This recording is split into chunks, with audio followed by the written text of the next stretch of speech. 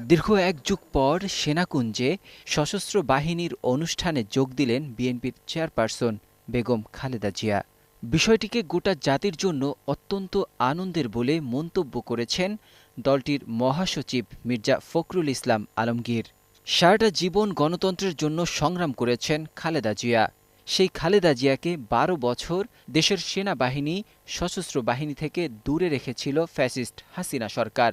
আজ বৃহস্পতিবার তাকে সেনাকুঞ্জে সশস্ত্র বাহিনীর সংবর্ধনায় দাওয়াত দিয়ে আনে অন্তর্বর্তী সরকার। অনুষ্ঠানে আগত বিভিন্ন শ্রেণী পেশার মানুষ বেগম খালেদা জিয়াকে পেয়ে আপ্লুত হন। তারা খালেদা জিয়ার সাথে কুশল বিনিময় করেন।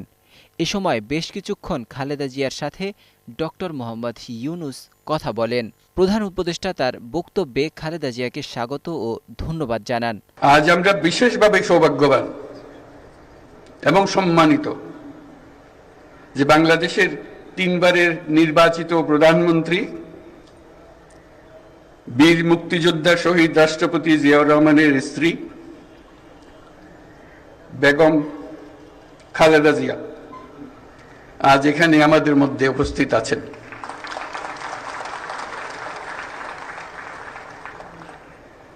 এ সময় অধ্যাপক ডক্টর মোহাম্মদ ইউনুস বলেন, খালেদা জিয়া আজ এখানে আমাদের মধ্যে উপস্থিত আছেন। আমরা সবাই আনন্দিত এবং গর্বিত। এক যুগ ধরে তিনি এই মহাসম্মেলনীতে অংশগ্রহণ করার সুযোগ পান নাই, আজকে সুযোগ পেয়েছেন। আমরা সবাই আনন্দিত এবং গর্বিত যে আমরা এই সুযোগ দিতে পেরেছি আপনাকে। শারীরিক অসুস্থতা সত্ত্বেও এই বিশেষ দিবসে সবার সঙ্গে শরীক হওয়ার জন্য আপনাকে আবারও ধন্যবাদ। সংবর্ধনা অনুষ্ঠানে বেগম খালেদা জিয়াকে আমন্ত্রণ জানানোয় সেনাপ্রধান জেনারেল ওয়াকারুজ্জামান, বিমান বাহিনীর প্রধান air chief marshal Hasan Mahmud Khan ও নৌবাহিনীর প্রধান অ্যাডমিরাল মোহাম্মদ নাজমুল হাসানকে ধন্যবাদ জানান বিএনপির মহাসচিব মির্জা ফখরুল ইসলাম আলমগীর।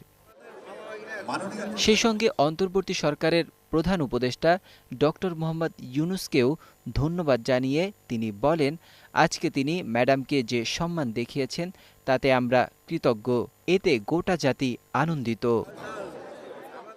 নাজমুল হক রাইয়ান, ২১ টেলিভিশন।